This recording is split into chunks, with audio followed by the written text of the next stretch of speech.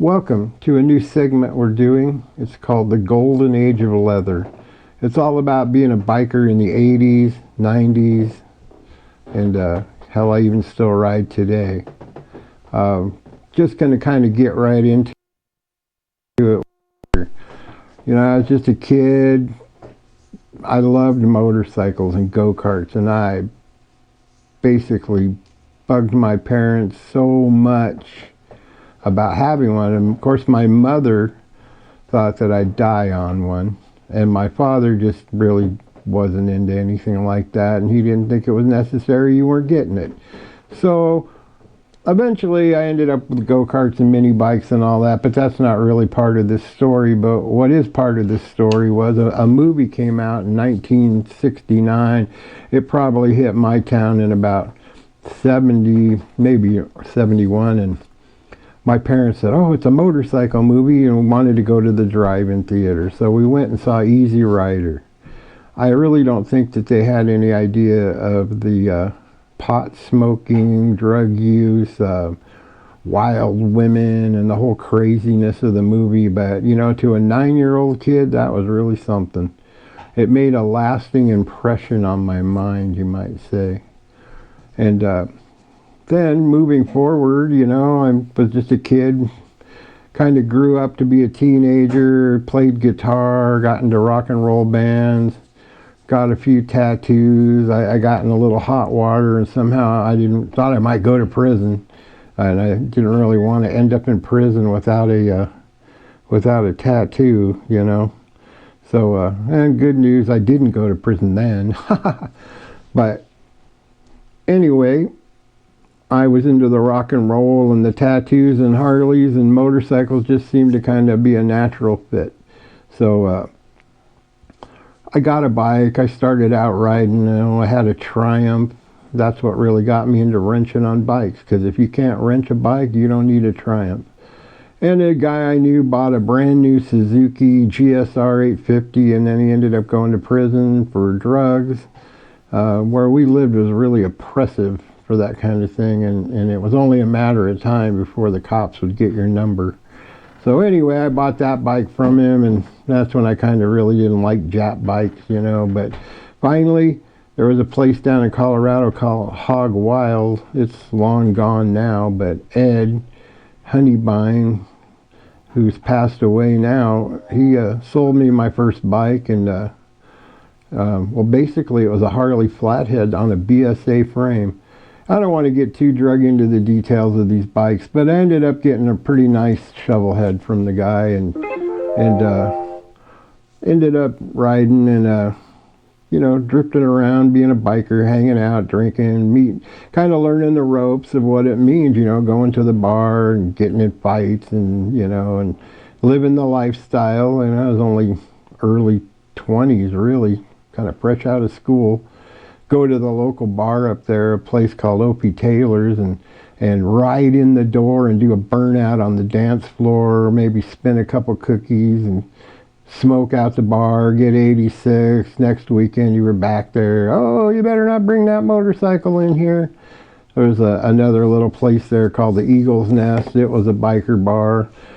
You know, it was, I don't know, a real brief story on that. I took some Hells Angels there, that we ended up there on Sturgis, and we got in there and we were having a few beers, and some gal at the bar, it was like tile up by the bar, she fell off her bar stool, split her head wide open on the tile, was laying there bleeding. They finally drug her out the door, but nobody even mopped up the blood. People are walking around traipsing blood all over the place, and these guys are like, what the fuck kind of bar did you take us to? And these are some hardcore dudes out of California. Anyway, I kind of lost interest in that place when I saw a guy get shot in the neck there. You know, this is a little town. I'm not, if you know, that's great. I'm not going to name names. Anyway, back to the story. And I'm afraid that a lot of this storytelling is going to go like that, with little side stories. But that's why we're here. We're talking man to person, or whoever you are on the other end. I can't see you. Oh, wait. Oh, man, don't do that in front of the TV. Anyway, I ended up kind of hooking up with some guys and getting into a little motorcycle club called well, do I really want to say? Anyway, those guys were just partying fun guys, you know, and well, I'm going to go ahead and say they're called the Freedom Riders. They're still around today, and I don't know too much about them. I'm not in that world. They weren't a 1% motorcycle club, never were. But back in those days, there wasn't as many clubs around, and now there's a lot more protocols. And we'll get into that later because I have been affiliated with a lot of 1% clubs, but that's another story for another time. We're getting into what I'll call the murder of Lawrence DeGraff, otherwise known as Diggy. And the way it worked was I ended up getting into a little club, the Freedom Riders, and a bunch of guys that I knew kind of tagged along, and maybe some of them are watching today. A lot of them aren't here anymore, but we were, you know, having a lot of fun and drinking and partying, and we ended up getting some guys in there that were, this is what happens in a club when you kind of just let anybody in, and a guy named Bulldog, and he was a real asshole.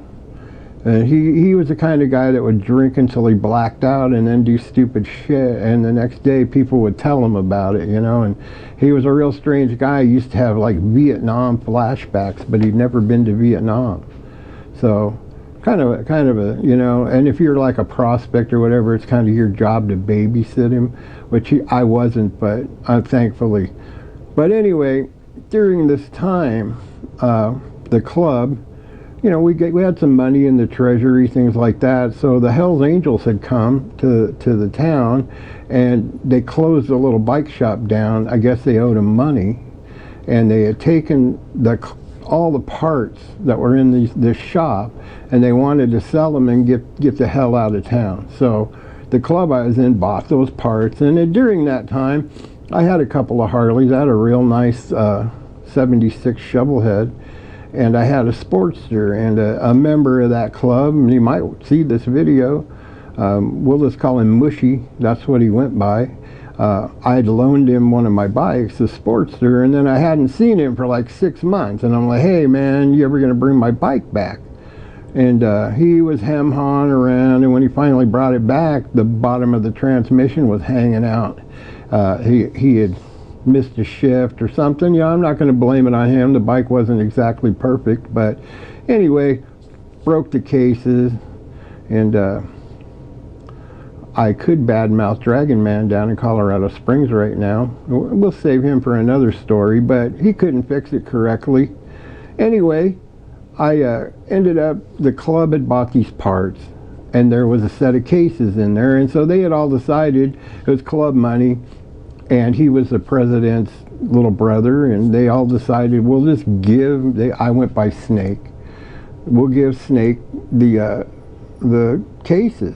It was unanimous, except for these bad guys that were kind of they were festering, let's just say, and that was fine. I got them, fixed the bike. That's another deal. But during this time, there was a split in the club. These guys wanted to become hardcore, be 1%. A lot of the guys that were in the club had been 1% previously, and they just wanted to drink and party and ride. You know, have a barbecue, get some girls over. You know, it was a good time. And these guys wanted to be soldiers, and, you know, not everybody wanted to do that. So the club basically split. So, we're going to get into the details of all of this. I got to see how much time we got here. We'll go a couple more minutes.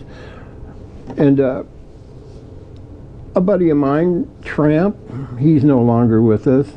Me and him used to do a lot of car dealing, back and forth, parts, bikes, cars, hell, even a few girlfriends over the years, drugs, lots of drugs. That's another story we'll get into later. But I stopped by his place. He was living in this little house, and he was helping out an old veteran, and another buddy him lived there.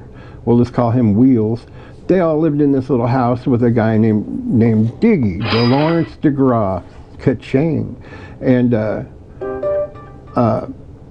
he had been in Lebanon, and he was poisoned by the Lebanese. They were cooks in the mess hall there, and they poisoned a bunch of these guys, and he almost died.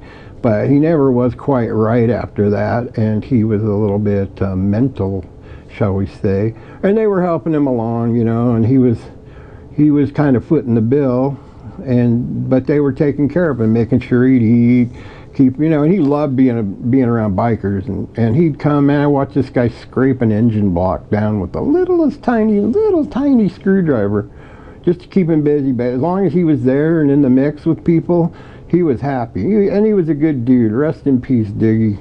Anyway, when the club happened, and then this is going to be the end of part one. I'm going to leave you all hanging. That way I know you'll come back to hear the rest of the story. Please, I'll take a moment right now. Like, subscribe, comment. Even if you hate my ass, put it down below, comment. Ring the little bell. It doesn't cost anything to you, and it really does nothing for me, but it makes it all worthwhile for me to sit and recount these tales. Anyway, I went over to my friend Tramp's and Wheel's place, and Diggy was there, and you know, we had some good times. And the club split in two, and a lot of the guys, me included, Tramp, Wheels, most of the old guys, they didn't want any part of Bulldog and these new guys. And so, including me, I was kind of on the fence initially, but this is what happened, and you know, God acts in people's lives in mysterious ways, and so those guys decided somehow that I should pay back the club the $300 for these parts. Well, I'm a broke guy. I had a baby, you know, and no money. I'm kind of trying to work on shit and deal drugs and do anything except get a real job, you know. But to be fair, it was the Ronald Reagan days. We were eating government cheese and ham, and there wasn't a lot going on in this little town I lived in, so times were tough, and I wasn't about to give back money so these guys could go party on it when they didn't have anything to do with getting it, anything. So we had kind of went back and forth about that, and one day they decided to show up at my house. I lived out kind of in the country a little bit, and they rolled into my driveway. And he had three of them there with him, and it was me, and my son was a baby who was in sleeping, and my dog. Anyway, we got into a little bit of battle of words, and I told them to get the fuck off my property, or I was going to put a fucking bullet through their head. And well, they didn't believe me, so I pulled out a 12-gauge shotgun, and I put a slug through the tailgate of their truck. Well, needless to say, they couldn't get the fuck out of my driveway fast enough. They were squealing rubber and hauling ass. And that was the last I saw of those guys. And the rest of the story involves what they did, and really has nothing to do with me, other than, as the cops would say, some people are guilty by association. So, that's my part of the story. Now we'll get to Tramp's part of the story. They had decided, since Tramp was a buddy of mine, may he rest in peace, that they were going to go over there and get his meal ticket away from him, because that's what they called Diggy. They didn't look at him they looked at him like a government check. And he was a disabled veteran, and he was easily led, because he had almost died and his brain was basically fried from what happened in Lebanon. And they convinced him, they were all ex-vets, and that they he should come with them, because these guys were just using them, blah blah blah. And so he left, and a couple of months had gone by, and those guys, because they weren't about to come and tangle with me, and I hadn't seen Diggy, and Tramp and them had moved on, you know. They had to move out of their little house. They were doing whatever. But I went to go get my hair cut one day at a little barber shop, which was pretty rare for me. I had long hair back then. See, I don't have too much anymore, but I had hair almost to my ass back in those days. and a beard that I could put over my shoulders.